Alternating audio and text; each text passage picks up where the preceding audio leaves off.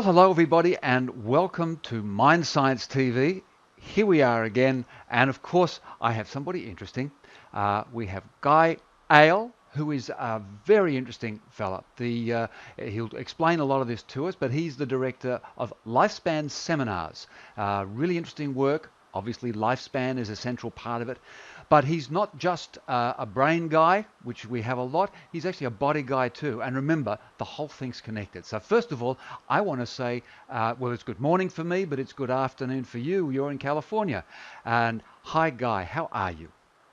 I'm really well, Richard, and good morning to you.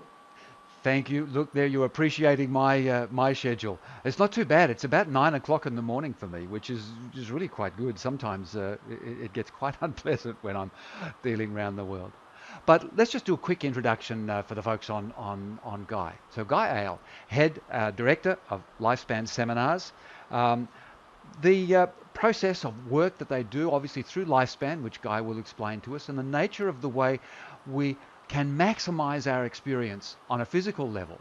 And Guy works a lot with the physical aspects. He'll talk about breathing, he'll talk about some of the Zen and Taoist things as he goes along, which are terribly important because healthy body, healthy mind, healthy brain, healthy mind, healthy brain, healthy body, it's all interconnected, as people know from what I talk about with the interplay. I think one of the things, there are a couple of things interesting. He's got an honorary doctorate, which is a really terrific thing because someone getting recognized for their work. That's from the Young Scientists University in recognition of this work he's doing on lifespan. And I like this. He's lived in 4 countries, 3 continents, speaks 4 languages, was born into a Jewish family, lived in a Muslim country as a child, and then in a Christian country mostly as an adult. This is somebody who's not lived in a sheltered box. I think Guy has much of a story about many things to tell us, and I think that's where I want to go to because I've been looking at his website, looking at material, looking at some of his talks, Facebook and various places he's got them up. Really interesting. So, Guy, we're back to you, and I think that the best thing to do, I'm not sure how familiar people are with what you do. I know there are a lot of people, particularly over in the subcontinent and in Europe, but let's just give a bit of a talk, bit of a background, bit of an introduction into you, just whatever you feel like. Very relaxed here at MindScience TV. Well, thank you, Richard, and again, I really appreciate what you're doing with Mind Science Institute. I think it's a wonderful thing of bringing all these different research together, all in the intersection of mind, body, spirit. What we do at Lifespan Seminar, the uniqueness of our teachings is that we teach that we can sense how long we can live. We teach that we as humans, we have a latent capacity to sense the amount of energy that our body contains, and we help participants to identify that within themselves with body consciousness techniques. However, understanding how long we can live is only the first part of the equation. This is only a potential. The other crucial part is acquiring these self-management skills, which would enable an individual to realize this potential. Those body consciousness techniques that help us to go inside and identify, really master our system of mind, body, and spirit. And we try to be very, very simple and very practical. So the science is cutting-edge science, such as epigenetics and new cosmology and new neuroplasticity and unified theory, but we aim to bring this big science down to the everyday life. So we aim to make our teachings very applicable and very user-friendly. So the body consciousness techniques, we narrowed it down to 4.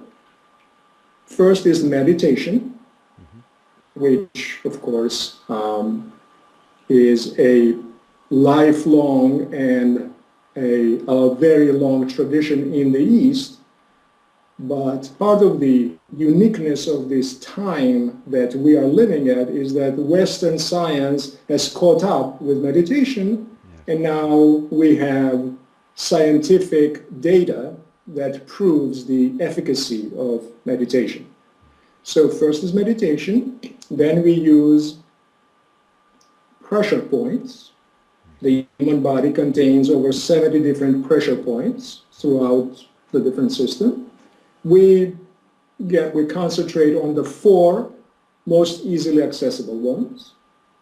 So second is pressure points. Then it's ring muscles, which are really the fundamental system that controls all the existence of the body, the function of the body. And finally, it's touch triggers, which are psychosomatic devices to register new information in the body. And the self-management skills that we use, again, we broke it down. There are many important qualities that go into making a successful life, but we narrow it down to the 4 essential skills on which all the other important qualities can be built. And those skills are breathing, which is really the foundation of everything. So we teach people how to make breathing not an involuntary activity that just happens, but something that is a conscious activity that we can manage and regulate. Because once we understand that it is not just an activity that we just, once we can make it a conscious action, then we can also manage it, which means that we can be in control in every situation that we face in life. Second is good nutrition. Again, we provide basic guidelines that can, most importantly, be maintained over a lifetime. So it is not a quick fix, but really we're talking about a lifetime approach. Third is sufficient rest, which is crucial for the body to be able to go through its natural processes of cleansing, healing, resetting.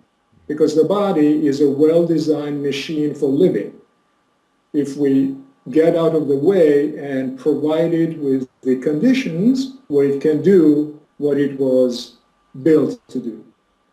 And finally, it's active lifestyle. And again, we aim to be very practical, sensible, simple choices. It is fine to go to a gym, but we really teach something much more simple and much more immediate. We try to convey the primacy of simply living an active life, meaning not sedentary, taking the stairs instead of the elevator. Here in California, it is a huge car culture. So we try to make people understand how important it is not to automatically jump in a car and go a couple of blocks, but just to walk or, dance, take a walk even for half an hour. These tiny little choices make a world of difference because the body needs all that for blood circulation, for just the normal cycles of the body. So this is the framework of what we teach. It's wonderful. I mean, everybody listening, I would suggest, no matter what their perspective, what route they've come to, they'll just be sitting there listening to you and nodding their head, saying yes, yes, yes, yes, yes. And it's what's interesting is those fundamental things that you've just pointed out there are the fundamental things. I know where I'm at now at the Brain and Mind Institute in Sydney University. I'm doing another degree. I don't know, but they let me in, so it was their fault. It wasn't mine. But they're doing a lot of stuff on sleep. I want to sort of grab them and say, don't be so technical. But anyway, that's another story. Uh, but this idea of nutrition. Now, my wife, I mentioned it before, and others have heard before, is a body worker. But what she says is, for goodness sake, folks, we're 40% muscle, tendon, and ligament. Uh, Now, why? Why on earth would we be 40% movement mechanisms, movement tissue, if we were supposed to sit still in front of a computer all day? So, I mean, it's so obvious. Now, this, gosh, everything. Let me see. All of that and more. Maybe breathing. So I'd love to hear a bit more about your perspective on breathing, please. So really, breathing is the foundation of everything, really. Everything begins with breathing. As long as we are a conscious animal, we breathe. Breathing is really fundamental to and breathing, in fact, is the best barometer by which to measure our overall well-being. The balance, really all the different systems of the body, digestive, heart, they all really translate into the quality of breathing. So we really teach the most fundamental breathing exercises. When I begin a workshop, let's say if it's a workshop, whether it's at a spiritual center or at a corporate environment, I always begin the class, the session, with simple breathing exercises of inhaling on the count of 5, exhaling, inhaling on the count of 5, exhaling, increasing it slowly, inhaling on the count of 10, exhaling. I bring it up to 15, count of 15. And then inhaling and exhaling on the count of 5 and 10 and 15. This simple routine shows people who have never done it, it brings breathing from the thing that one sort of does automatically into a conscious activity. So now I am controlling my breathing over the count of 5. I am controlling my exhalation over the count of 10. So that means that I can control my breathing. It doesn't just happen. Now I am in charge of my breathing. So next time when I face a tight situation at work or someone just cut me off, I can actually consciously, instead of exploding or feeling frustrated, I can in fact consciously breathe on the count of 5, on the count of 10, and this is how we regulate, this is how we regain our balance and our sense of ease by breathing, by understanding that this is not the end of the world. And I always give our participants 3 very simple mantras to always keep in their mental toolkit. One is, when I control my breath, I control my life. When I control my breath, I control my life. Simple thing, really. Because it's all about simplicity. This is not, it's simple, it's immediate, but that's why it is so valuable, because this is something that I do all the time. Second is the oxygen of the entire universe is available to me. The oxygen of the entire universe is available to me. And this is extremely important to realize, excuse me, that we are never at a lack for oxygen, especially in those tight situations when we face a crisis, when we are stressed. There is always plenty of breath around us, because stress means anxiety. It translates into stiffness, into shallow breathing. So there's always this mental switch that says there is always plenty of oxygen around me for me to fill my lungs, inhale, exhale, plenty of breath. And the final mantra that we give is, my breath is my domain. It is my private space which no one can enter uninvited. No one. No one can invade that personal space of our breath. So whatever happens, again, whatever tight situation we find ourselves in, my breath is my kingdom. I can always draw inside and regulate my breath in and out, in and out. So this is how we try to translate the big research or the big findings of breath into simple, everyday, practical tools. Yeah, I think I think the research findings are terrific, and I think they're important. What I do find a lot is that they just add stronger foundations to processes that we already have. Sometimes we reject things. Sometimes we say, "Oh, gee whiz, the research has shown us that doesn't work." But I think breathing has been such a fundamental aspect of practices forever. I mean, we use it in the deeper meditation processes of focus, but even in the more lighter mindfulness, where you're just using it as you say, I'm breathing, so I'm in control. Everything's okay. My breath is okay. So a way of adding a non-judgmental approach. But activity and breath are interrelated as well. And you mentioned a bit about that. I'd like to hear a bit more about this personal aspect of activity and how it changes in life and so on and so forth. What are some of your thoughts there? Absolutely. Well, my next book, actually the one that is completed, is we are now shopping it around. It's called Best Version of Yourself at Every Age. Oh, good. Yeah. With a subtitle of Tapping the Wisdom and Wellness of Your Body.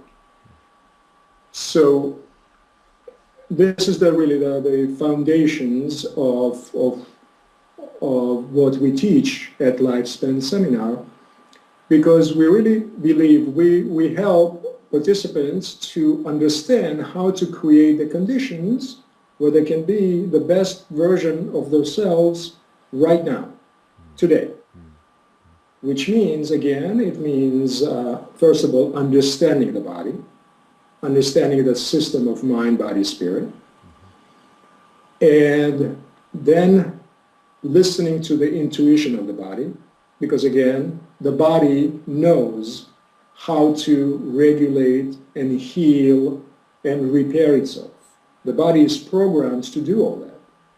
So we help body consciousness techniques help us to gain that awareness and that mastery. So then we create the conditions where we can be the best version of ourselves. That doesn't mean, since you brought it up and you asked me, I'm now 53, and humbly, I do believe that I am the best version of myself at this age. And I don't, without any pills or enhancements or any of that, simply listening to the body. My body at 53 is obviously very different from when it was at 18. Oh, yeah. Yes, and as we spoke off camera before, I used to run, and then I developed an osteoarthritis of my left hip, so I cannot run anymore. However, I can do many other things. So I walk and I swim because there is less damage, less impact on the body in swimming than in running. And then I do the floor routines of meditation and ring muscles and all that. So, and what we teach is that we can be, if we can help participants to be the best version of themselves today, they can also create the conditions where they can be the best version of themselves next month and next year and at 85. The most healthy 85-year-old that they can be, granted, in an 85-year-old body, but the best version of that body at that age. But then, I'm sure that you're aware of, then it's also, as far as longevity and aging is concerned, a very important part in our health in our later decades is the mind-body. The mind really gains a lot more. The mind becomes the dominant driver of, because current research shows that the correlation, the relationship between our genetic makeup to our lifespan is 30% and 70% towards lifestyle choices. It's an incredible thing if we think about it. It's a third, two-thirds. So we are given a certain body, certain genetic makeup that we inherit from our family, longevity,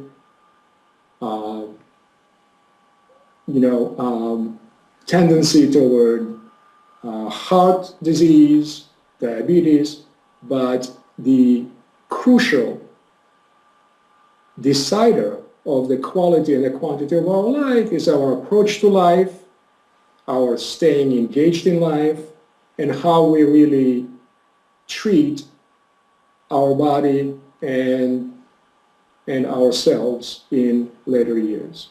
I was some years ago. I was at a longevity conference, and it was very interesting, talking about how to extend life, and the end result of the conference was that actually there was nothing that anybody knew of other than severe calorie restriction, which still we weren't sure about that can actually extend life. And what the conference mostly was talking about was how not to reduce it through things like diet and exercise and so on and so forth. But David Suzuki got up to do a keynote, and he said, I've been asked to give a talk about longevity, and he said, forget it, I'm ditching that title, because what's the point of living to be 200 years old if you haven't got a planet to live in?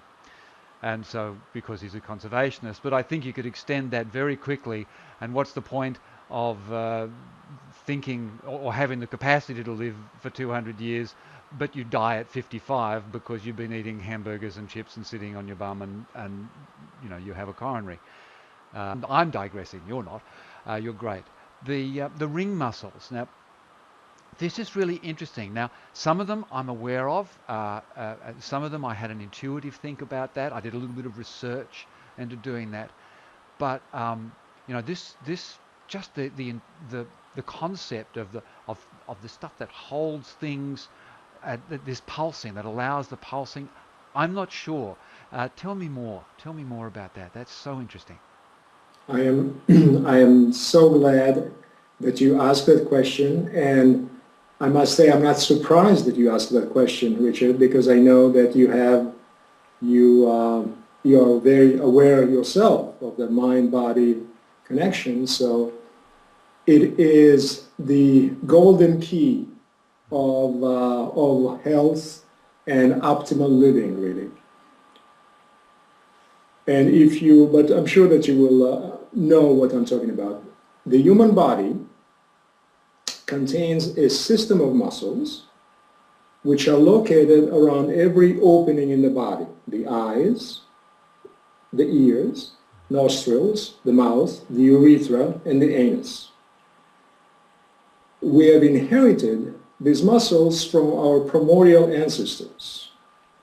They are connected to the spinal cord, which is the neural chassis of the body, and they control the most fundamental functions of existence, such as reproduction, self-preservation, digestion and elimination, heart regulation, blood circulation, and the muscular coordination through the body. So this is the fundamental system of animal living. when we are born, all these muscles work together in unison, contracting and relaxing at the same time. This is why a baby's fists are clenched. The muscle's natural tendency is to contract. As we grow older, we develop bad habits. We slouch as we walk, we stick our guts out, we sit in bad postures, and all these behaviors short-circuit the network of communication signals between the different systems of the body and cause the body to fall out of alignment. This in turn harms the digestive processes, the blood flow, and the immune system.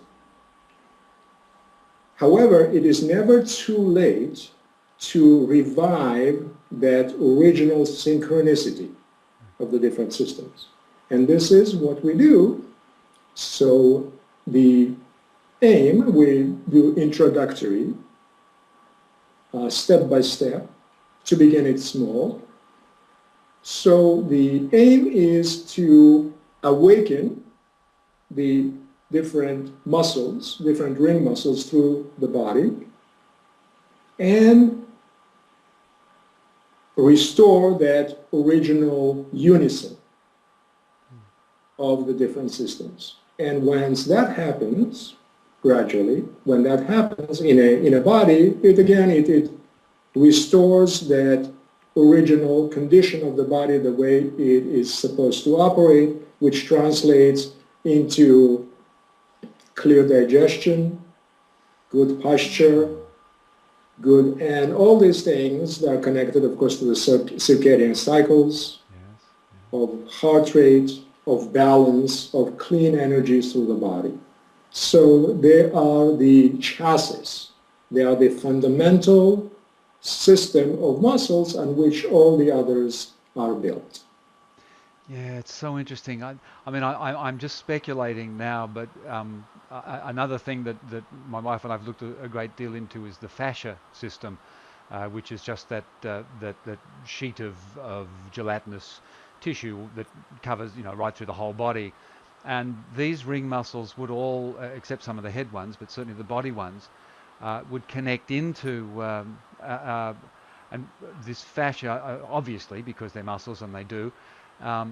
And one of the things that and I know I'm wildly speculative because of the nature of knowledge, but just the intuitive thing, that this fascia has a communication mechanism as well as a functional mechanism. And we've seen various things and there are indications of this. And this process of acting connectedly, and if you have, I'm hearing these sphincter muscles at 2 or 3 different levels on the body. That, yeah, I'm just responding, really. Obviously, if we do that and if we have those mechanisms tying in, then that's going to tie in the flow in between, and suddenly we've got a body that says, yeah, I'm operating in one, in harmony, in a harmonic, sort of harmonious way. With the sessions and sort of things now, with the seminars now. You're over in America. I know you get over to Europe. I've seen you do things also in the subcontinent and various places. What's sort of the availability? I know the website's there, and I'll pop the website on there because people should go and have a look. They should always check everything out. Where do you get around to? What's sort of some of the ways in which people can access these sorts of teachings? The website would be the hub, the portal, of course, lifespanseminar.com. But you're right, we travel. It is very interesting how things like that happen. And we mentioned this latest research a few minutes ago, and it's interesting really because we have been invited to such diverse places as Stockholm University. Yes, I've seen that talk. Yeah, very good. Yeah. And Sri Lanka. And next I'm invited to present at the Jerusalem National Conference on Brain Plasticity later in the year. Yes. And we have private clients in Israel. and here on the East Coast in New York, and we have corporate clients, and as we said, spiritual centers. So it really is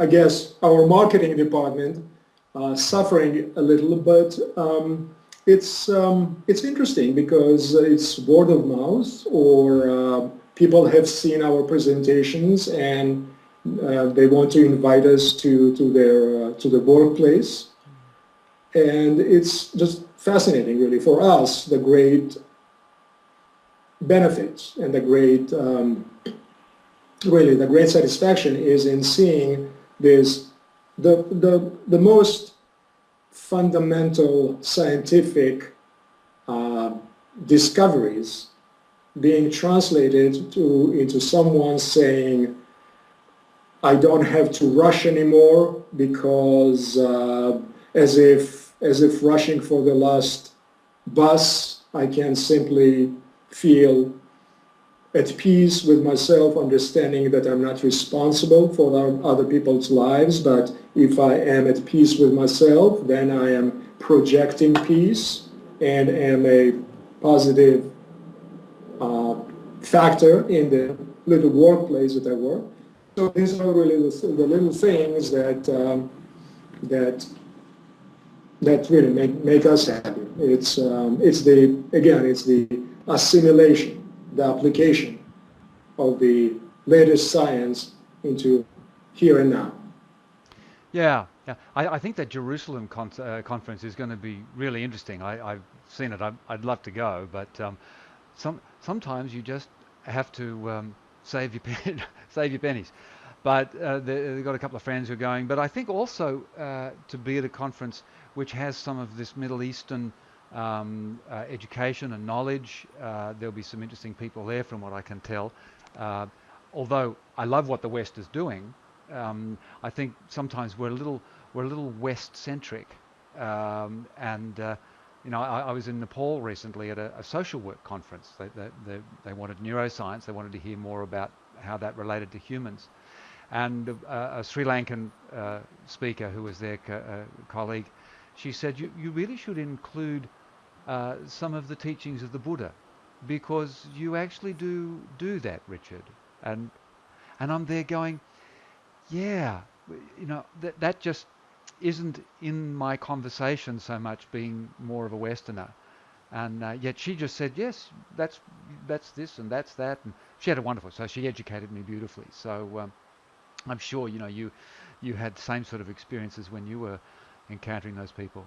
It is actually, Richard, I must say, in parentheses, I will say that we're invited to the Jerusalem conference. We still need to see if we can step out of our obligations here and really accept the invitation. It's in June, so we'll see. Well, yeah.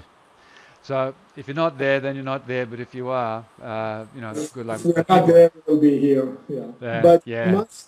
I must tell you about that Sri Lankan lady, that we find that when by now we were invited twice to Sri Lanka to two different conferences. Most recently to the international conference, international conference on psychology.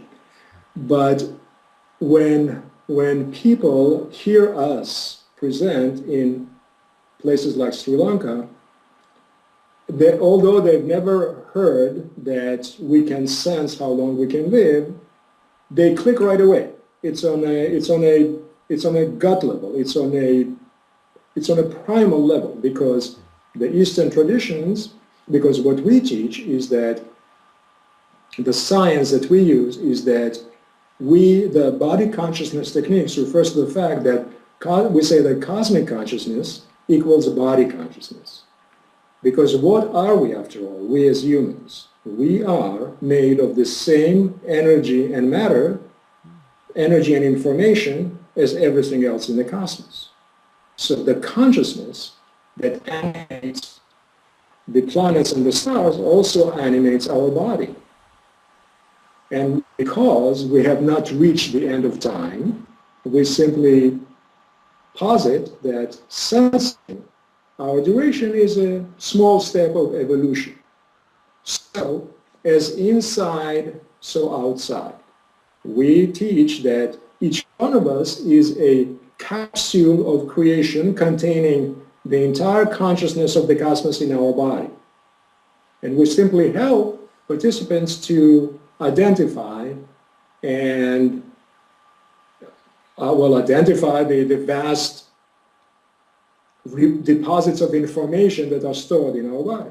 So the people scholars in Sri Lanka resonate with it right away. Of course, they say, of course, of course, yeah, of course, this is what we are. The West is, in a way, is a little more of a challenge, but now again, that is why I truly believe that we are living at a very special time, because this science is catching up and bringing verifiable data to meditation, to the fact that our brain is not static at 4, but the brain keeps reforming the connections between its neurons up to 75 and 80.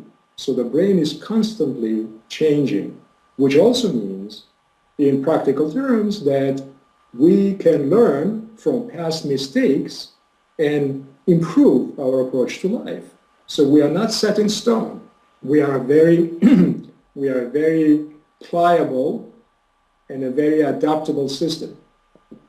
Yeah, I think it was really interesting. A little while ago, we had a chat with a chap named Bruce Ecker, who's a colleague of mine, and we talk about this stuff, what we call now memory reconsolidation. And it's just fascinating that we have a system. I mean, certainly what we do mostly is what's called memory extinction, where we sort of try and downplay a negative memory and add a new sort of behavior. But we have this capacity, we have this process within us where a negative memory, where a disturbing memory or an unsatisfactory memory can actually be removed from the system and it's really using contemplative processes and reconsideration and a variety of philosophical things, as well as quite technical things. But I just think the mere conceptual possibility that in our evolutionary development we develop the capacity to actually eradicate things that are damaging to us, not just override them, but to eradicate them, is telling us something about the extraordinary capacity that we have to expand and develop and to maintain optimal performance, which is what you're talking about. I mean, interesting, really interesting. Of course, exactly, because as unified theory or superstring theory shows us, everything exists as a potential. Everything. Yes. I mean, everything, universe, the essence of the universe is packets of vibrating potential, pure energy and information. So this, among innumerable other potentials, exist. So then any reasonable person comes and asks, okay, it is possible, but is it good? Only because it is possible should we make it real? Well, so we ask ourselves at Lifespan Seminar, what good is it to sense how long we can live? The simplest analogy is to driving a car without a fuel gauge. Vehicles didn't always come with a fuel gauge. It is a later development. My very, very first vehicle, Richard, was a 57 VW Bug. Ooh. It was the coolest little car with a folding roof.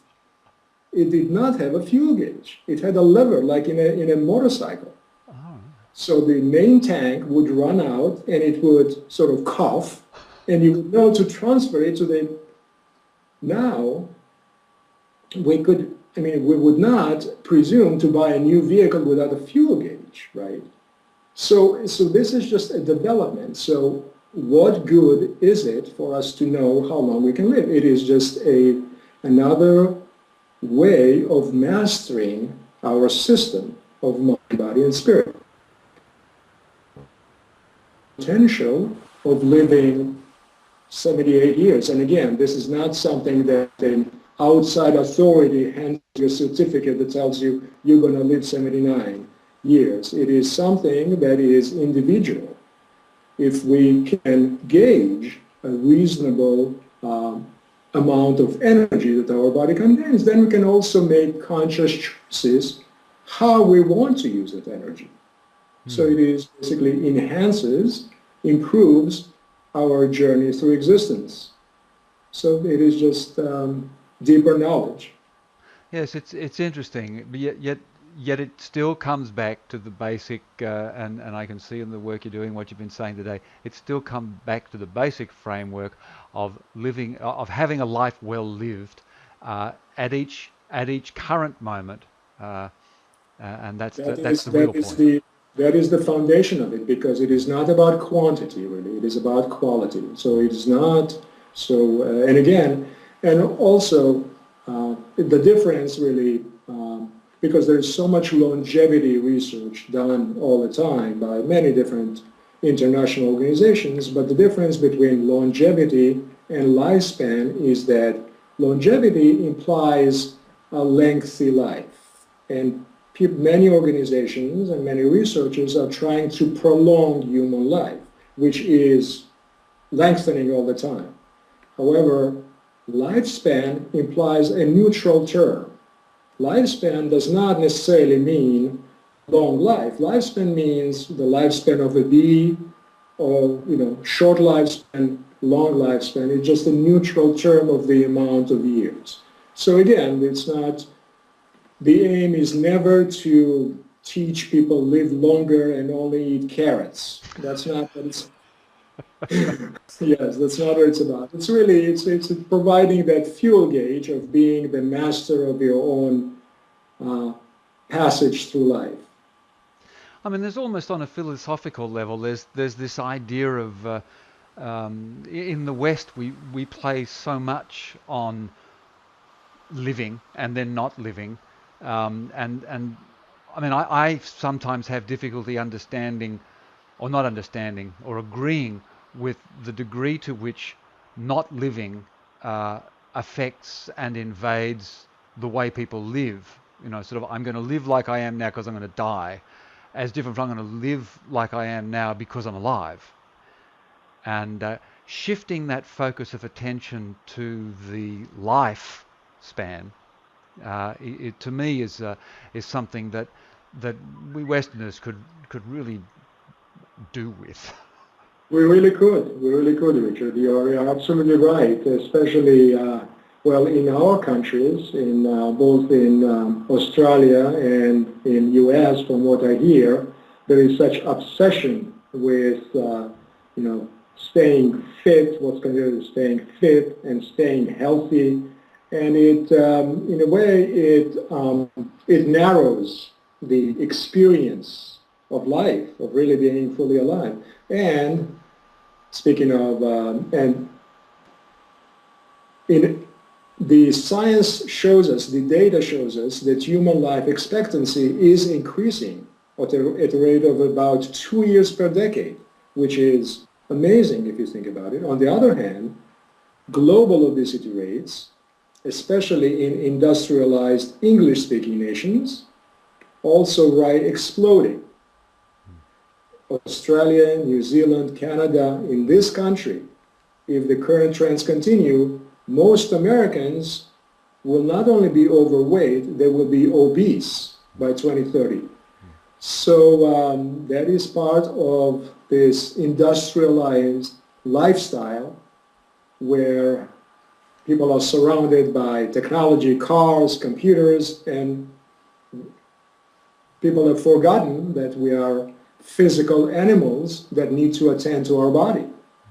Yeah, there is. I know there's some work I read just a little while ago that it is possible, if we don't do something, that the next generation, and particularly the generation after that, will actually start to the age limit will start to come backwards, and we will actually, we're not giving our children the best world to go on and live with. Perhaps the outside world's doing things, but the inner world, we're not doing good with it. But there's a lot going on. We've just had a huge government-released paper with a whole group, 55,000 research papers on health lifestyles, on what food is good for you, with a real effort to try and cut through all the rubbish and get to some kind of truth. So it's interesting. Action is being taken, and fingers crossed. That's great. We at the seminar find that the simpler you keep it, the more helpful it is. Simple, yeah. Really. Simplicity. Just simple, so many people have been frightened into believing that simple good nutrition or simple fitness is something that they cannot attain. So simplicity, just keeping it nice and simple, basic nutrition facts, mostly fruits, vegetables, nuts, and satisfy all your cravings in moderation. Everything is good. Food is not the enemy. Food is a friend. Food is joy. Food is pleasure, and it's good energy. So yeah, just simplicity. Really, we find that simplicity is the key. Keep it simple. Make people understand that tiny little choices. That's what it's all about. Yeah. I love it. So what have we got? Then my things. So we've got food as a joyful, fulfilling experience. Exercise as a natural expression of an exercise mechanism, biology that we possess. Breathing as not as a side issue of our experience, but as a central issue of our experience. Conscious activity. As a conscious activity. Pause and contemplation to engage your experience and your thinking, and to give yourself meaning and purpose. What else does anybody need to know? And why did we stop doing it? Exactly. Yeah. And it really, and people regain slowly. In this country, we have what is called the baby boom generation, and these are all people who our age who are retiring now, and they are all pretty self-conscious. So I believe that in the what you and I are discussing right now is very timely, and it's also an indication of the next couple of decades, because especially in this country, these are all people who are mindful and they want to understand the connection of the mind, body, and the spirit, and they want to make the most out of life, really, quality of life.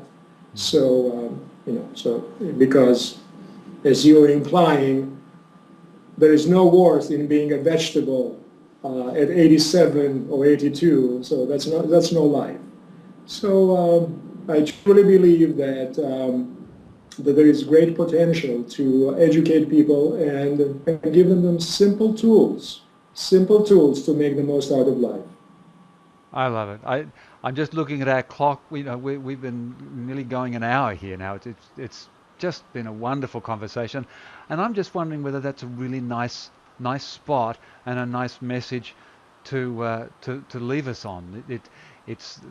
It is complex, it is tricky, it is scientific, it is all those things, but it can be expressed and lived quite simply. And hopefully people will allow people like you and me to do because for some crazy reason we're interested in studying all that stuff, but then they will feel the truth in the simplicity. I can't agree more. So, Guy, thank you so much for your time. That was wonderful. I'm sure people will get masses of goodies after that. And thank you so much for being with us. It's been a pleasure, Richard.